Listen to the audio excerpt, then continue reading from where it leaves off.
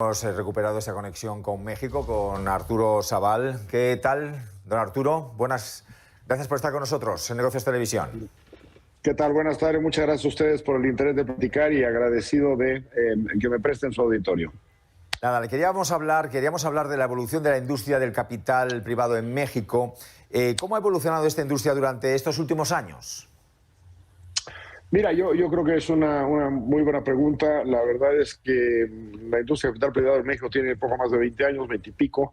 Es una industria que entró tarde al país durante los primeros, te diría, 15 años. Es una industria muy pujante. Sin embargo, los últimos 3 o 4, pues ha habido un cambio, al igual que en todo el mundo. Primera, por la inclinación hacia el capital emprendedor, hacia venture capital. Y segunda, porque de alguna suerte las condiciones macroeconómicas, tanto en México, particularmente en México como afuera, pues frenaron un poco el apetito por lo que son los fondos de infraestructura, los fondos de energía, por razones particulares de México, y también las cuestiones de fondos de crecimiento y bienes raíces en diferentes acepciones han sido pues un poco más lentas, insisto, pues por un alentamiento de la economía natural por la pandemia que hemos vivido en todo el mundo, y B, pues por condiciones pues, de un poco de incertidumbre, en particular en México. Sin embargo, creo que al día de hoy, durante el último año, por decirlo de alguna manera, ya la salida de la pandemia ha permitido una recuperación de la pendiente de crecimiento y ahí estamos ya con muchos planes hacia adelante.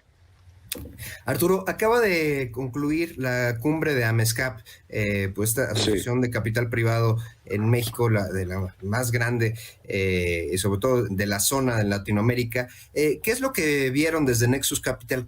¿Cuáles son los principales issues que concluyeron dentro de esta cumbre, Arturo?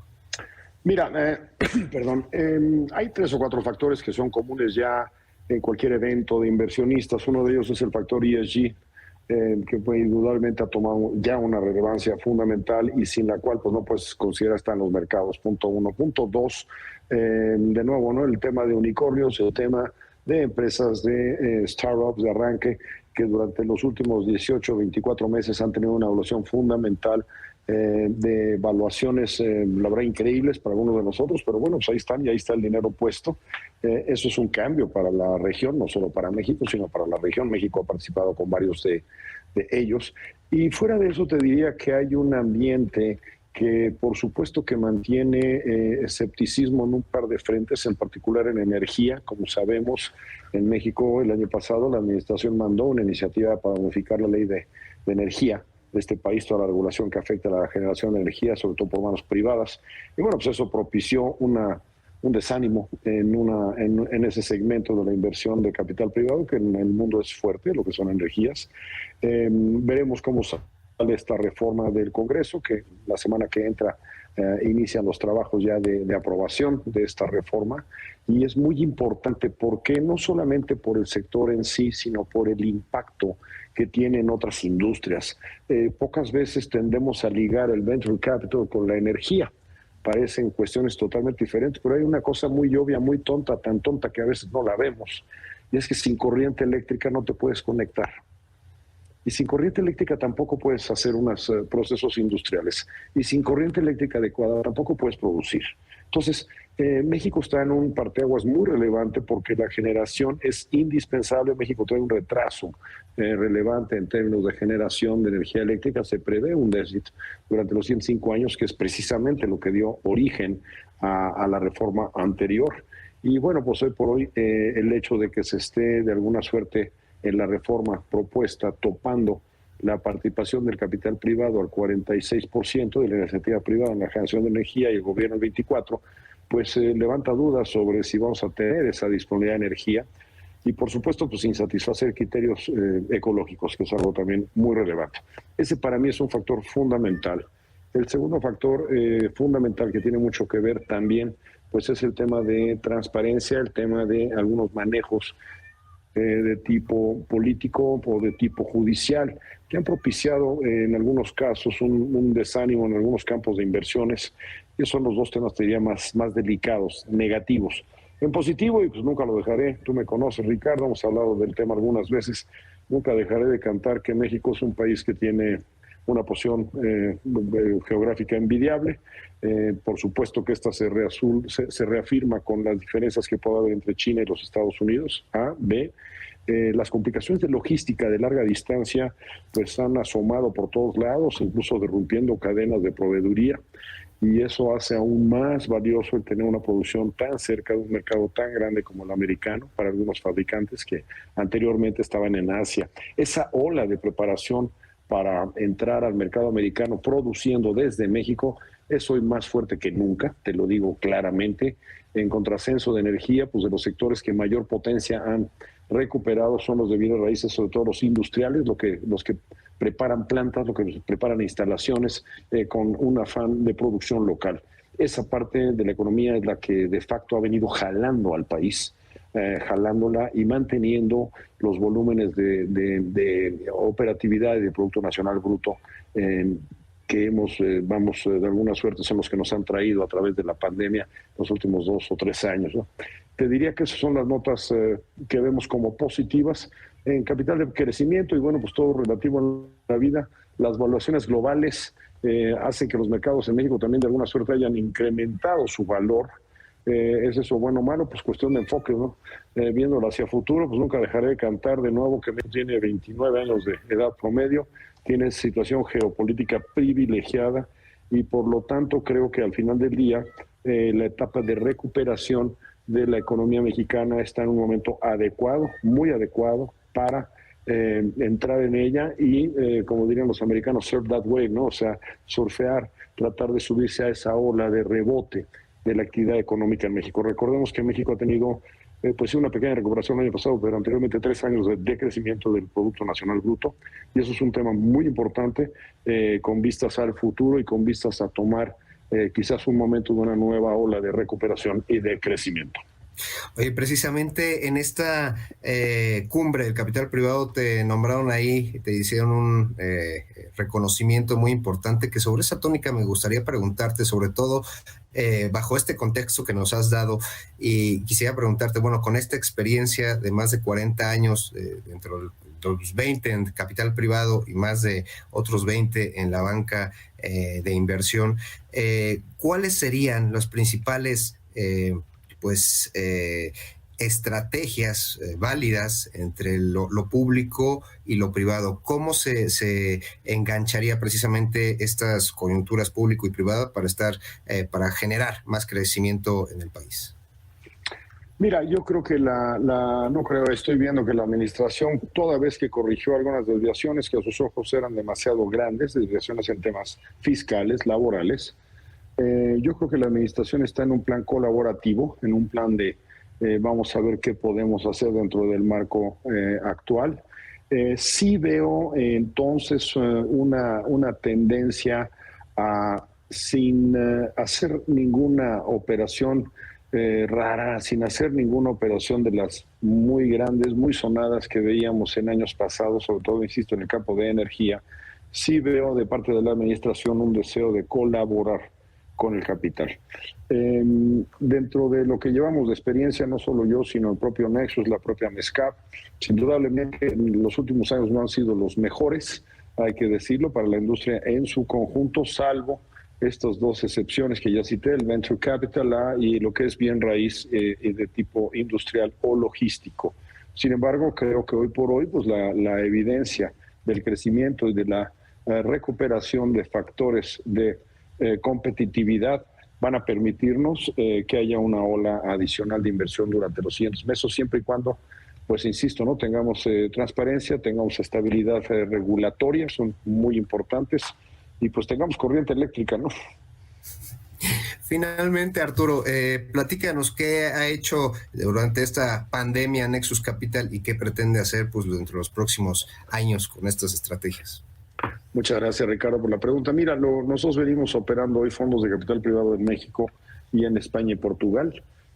También operamos fondos de deuda tipo mesa, y un tipo de deuda bastante versátil. Hacia adelante vemos, por supuesto, continuar con nuestra operación en Nexus Iberia a través de un fondo nuevo que esperamos lanzar durante los próximos meses, dado que el primero pues lo habremos, si Dios quiere, desplegado. Asimismo, también en nuestro fondo de deuda Mezzanine, que tiene un enfoque más en México, esperamos desplegar el remanente de ese fondo durante los próximos meses para lanzar un Nexus Mezzanine 2. En el caso de capital, vemos un enfoque más híbrido, Te diría que los fondos previos han sido un enfoque mayoritariamente en México. En el próximo fondo, que le llamamos Nexus 7 Norteamérica, es un fondo que tendrá ya la visibilidad no solo de invertir en México, sino también invertir en el mercado americano mediante la incursión en el tier, en el segmento de empresas propiedad de empresarios de origen hispano y o enfocadas al consumidor hispano por una serie de detalles de esa capa muy relevante de la población americana. Paréntesis, 1 de cada 4 americanos viene de un origen hispano, la cuarta parte del mercado americano. Entonces vemos ahí que hay un sector subatendido que tiene ese enfoque primordialmente al mercado de consumidores hispanos, y que comentaron también al margen, otro paréntesis, pues su velocidad de crecimiento del Producto Bruto de ese segmento es el doble del americano en su conjunto. Entonces pensamos que ahí hay oportunidades en un sector subpenetrado por el capital privado que requiere ese acompañamiento, y esto aplica tanto a empresas mexicanas que tengan ese enfoque como a empresas americanas, propiedad de inversores de empresarios, de origen hispano por allá, y pensamos que ahí hay un espacio muy relevante para poder seguir invirtiendo en equities con este enfoque, insisto, ahora más híbrido. Y para las bolsas, ¿qué es lo que estás observando? Hay muchos, y se han dado noticias de deslistes y demás, que pues vaya, a los mercados no les ha gustado, no les ha parecido a algunos inversionistas. ¿Qué podemos ver entre los próximos pues meses en las bolsas aquí en México, Arturo? Respecto a nuevas salidas a bolsa. Claro. Primero ataco los deslistes. Hay muchas razones para listar, así como para deslistar alguna empresa. Hay algunas de las deslistes que se han hecho y algunos que se han anunciado, en cuyos casos el accionista o los accionistas de control simplemente no les importaba el mercado y menos el inversor minoritario. En lo personal creo que eso no está mal. Si no van a atender al inversor de menudeo, pues que se vaya mejor. Punto 1. Punto 2. El tema de qué más viene hacia adelante, yo veo con mucho optimismo la gran cantidad de empresas que están preparándose o preparadas para ir a los mercados. Hay 2 elementos. Uno de ellos es el tema de las valuaciones, es decir, a qué valor puedo levantar y por lo tanto diluir mi propiedad en alguna empresa. A y B, pues cuál es la demanda que habría por ese paquete de acciones que yo buscaría colocar en los mercados. En este segundo punto es donde creo que el mercado mexicano todavía tiene algunas historias por corregir, como por ejemplo los asesores financieros independientes, que es una figura que en Brasil permitió una mayor profundidad del mercado de menudeo. Vemos por ahí algunos esfuerzos de casas de bolsa de establecer muchísimas cuentas de menudeo, de micro retail. Creo que es algo loable porque no lo habíamos visto en 20 años. Una estadística, el número de cuentas en México, de cuentas bursátiles, cuentas que pueden comprar acciones, había disminuido durante los últimos 20 años. Y solamente con un par de iniciativas de un par de brokers de casas de bolsa mexicanas, pues de repente se multiplicó por 10 en 2 años o 3, ¿no? De la misma manera, creo que hay un espacio enorme para empresas más chicas, medianas. No podemos pensar que todos los IPOs en México tienen que ser de $500 millones. El segmento de mercado grande de la empresa mexicana Posición es una empresa mediana y pequeña. Entonces los mercados tienen que adecuarse y comprender que esas empresas medianas y pequeñas también tienen valor, también tienen potencia de crecimiento, y por lo tanto yo estoy optimista de que habrá hay muchas empresas preparadas. Conozco algunos de esos elementos por mi posición de consejero en la Bolsa Institucional de Valores, en Viva, y por supuesto que veo elementos suficientes como para pensar que hacia adelante tendremos una mayor actividad en el tema de ofertas bursátiles, y si Dios quiere, pues incluso tendremos alguna posibilidad de ofertas duales, ofertas de empresas que se listen en mercados como el americano y al mismo tiempo en mercados mexicanos en vivo. Esos son los elementos que yo preveo. Insisto, pues los prerequisitos son principalmente la demanda, A, y B, las valuaciones relativas. Fuera de eso, si la empresa tiene un plan sustentable, un plan sostenible y una claridad meridiana en qué va a hacer con el dinero que levante, pues como tantas veces lo hemos visto, y como Nexus, habiendo participado en 7 IPOs, tenemos claridad de que al final del día el mercado reconoce la creación de valor de un empresario que lista su empresa en los mercados. Y eso no ha cambiado. Arturo Jesús Zaval, muchísimas gracias, presidente de Nexus Capital. Gracias por estar con nosotros aquí en Visión Global. Manuel, pues ahí está toda la visión, sobre todo de México desde el capital privado, y bueno, esta escalabilidad que seguramente vamos a ver más noticias en el mediano plazo a través de las bolsas institucionales, las bolsas de valores. Arturo Zaval, muchísimas gracias por estar con nosotros. Ricardo, a ti, a ustedes, un gusto en saludarles y buenas tardes por allá. Bye, bye. Gracias, Arturo. Gracias, José Ricardo. Buenas tardes. Hasta luego.